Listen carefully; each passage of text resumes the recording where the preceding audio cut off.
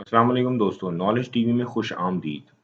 आज की कहानी है ब्राजील के मशहूर फुटबॉलर डैनी एल्वेस की, जो कभी सीमेंट के बेड पे सोता था। अब वो दुनिया का सबसे डेकोरेटेड प्लेयर है। ये सब कैसे हुआ? आइए जानते हैं उन्हीं के अल्फाज में एक मुख्तसर सी कहानी। दोस्तों, आगे बढ़ने से पहले आपसे गुजारिश है कि इस वीडियो को लाइक करें, नॉलेज टीवी को सब्सक्राइब करें और बेल आइकन पर जरूर क्लिक करें। हर मैच से पहले मेरा एक ही मामूल है। मैं शीशे के सामने सिर्फ 5 मिनट के लिए खड़ा हो जाता हूँ। मेरे जहन में एक फिल्म सी चलने लगती है। फिल्म मेरी जिंदगी की। इस फिल्म के पहले सीन में मैं 10 साल का हूँ। मैं अपने खानदानी छोटे से घर में एक सीमेंट के बने बिस्तर पर सो रहा हूँ। हमारा शहर था जोजीरो, जो ब्राजील में है। घर के बाहर अंधेरा है और घर से गीली मिट्टी की बू आ रही है। सुबह के 5 बज रहे हैं मगर सूरज तलू नहीं हुआ। मगर स्कूल जाने से पहले मुझे अपने वालिद का उनके साथ खेती बाड़ी में हाथ बटाना है। हम फसलों को दवाई छिड़कने के लिए अभी बहुत छोटे थे, मगर फिर भी हम अपने वालिद की मदद करने के लिए कोशिश करते रहते थे।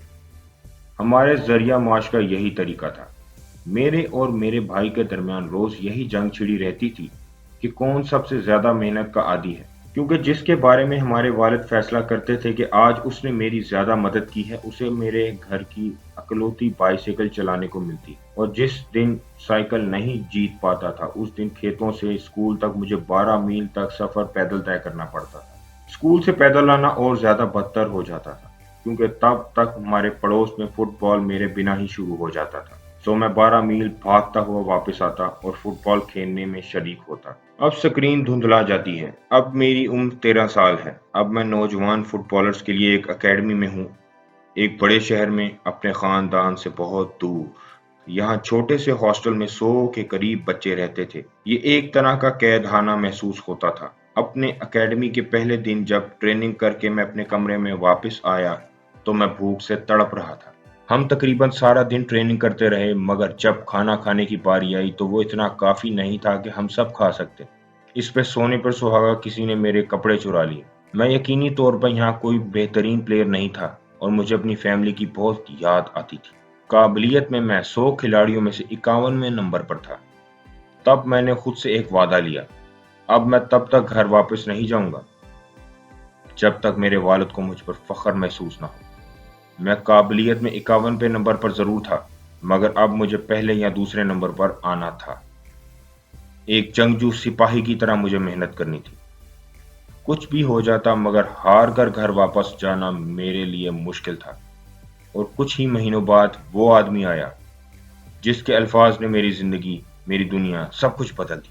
उसने कहा, सविया आपको अपनी टीम के लिए साइन करना चाहती है। तुम जानते हो सविया कहाँ है? मेरा जवाब था, बिल्कुल मैं जानता हूँ सविया कहाँ है। और मैं चिल्लाया, सविया, आई लव इट। मगर मुझे वाकई में मालूम नहीं था सविया कहाँ है। मेरी तरफ से वो चांद पर भी होता, मगर जिस तरह उन्होंने बयान किया मेरे लिए वही काफी था। और मैंने झूठ बोला कि मुझे मालूम है कि सविया कहाँ है। मुझे ये सब कुछ याद आता है और फिर मेरे लिए स्क्रीन अंधेरी हो जाती है। फिर वही सीमट से बना बेड, गीली मिट्टी की बू, खेतों पर दवाई छिड़कते मेरे वालिद, साइकिल पर 12 मील तक सफर कर कर स्कूल जाना, नया हुलिया मगर कपड़ों की खाली अलमारी। यकीनन मैं जानता हूँ सविया कहाँ है।